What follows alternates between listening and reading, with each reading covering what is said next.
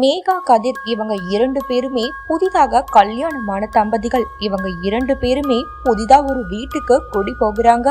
அந்த வீட்டுக்கு போனதுக்கு அப்புறமா அவங்களோட வாழ்க்கையில பல மர்மமான நிகழ்வுகள் நடக்க ஆரம்பிக்குது.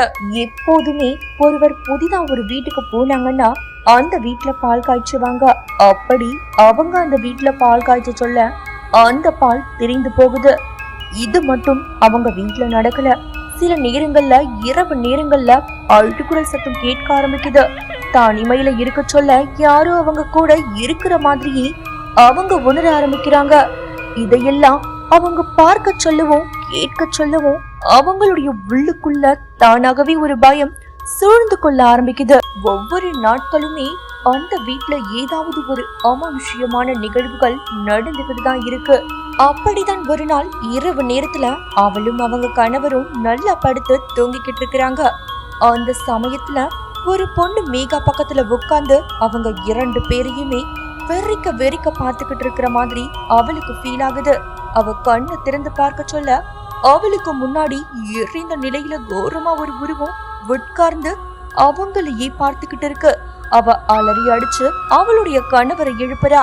அப்படி எழுந்து அவர் பார்க்க சொல்ல அங்க யாரையுமே காணோம். இதற்கு மேல என்னால சுத்தமா முடியாது, நான் என்னுடைய அம்மா வீட்டுக்கே போயிடுறேன் அப்படின்னு சொல்லி மேகா அவளுடைய கணவரிடத்துல சண்டை போட ஆரம்பிக்கிறான்.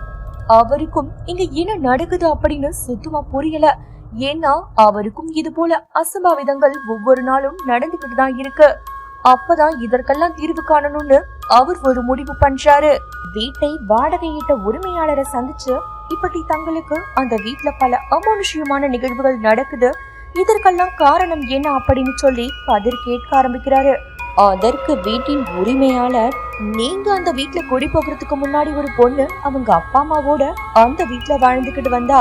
அவ காதல் விவகாரத்தால தன்னோட உயிரை தானே போக்கிக்கிட்டா. அதன் பிறகு அந்த வீட்டுல அவளுடைய ஆத்மா இருந்து அந்த வீட்டுக்கு கூடி வரவங்க எல்லாரையுமே தொந்தரவு பண்ணிக்கிட்டு இருந்துச்சு. நாங்களும் ஒரு மந்திரவாதிய கூப்பிட்டு அவளுடைய ஆத்மாவை கட்டுப்படுத்தி வைக்க முயற்சி தான் பண்ணோம். அப்படி நாங்க பண்ண முயற்சியில அவளுடைய ஆத்மா சாந்தி அடைஞ்சிருச்சுன்னு நினைச்சோம். அதன் பிறகுதான் உங்களை அந்த வீட்டுக்கு கொண்டு போய் வாடகையும் வச்சோம். ஆனா நீங்க என்னன்னா மறுபடியும் அவளுடைய ஆத்மா வந்து தொந்தரவு பண்ணதுன்னு சொல்றீங்களே அப்படின்னு அந்த வீட்டுடைய உரிமையாளர் சொல்றாரு. இதையெல்லாம் கேட்ட கதிருக்கு பயங்கர கோபம் வருது. ஏய்யா, நீங்க டெஸ்ட் பண்றதுக்கு எங்க உயிர் தான் கிடைச்சுதா? இதுக்கப்புறமா நாங்க அந்த வீட்டுல ஒரு நிமிஷம் கூட இருக்க மாட்டோம். எங்க கிட்ட வாங்கின பணத்தை மொத்தமா எங்க கிட்டயே கொடுத்துடுங்க அப்படின்னு சொல்லி அவர் கோபமா சொல்லிட்டு அந்த வீட்டை அன்னைக்கு உடனடியா காலி பண்ணவும் செய்யறாரு.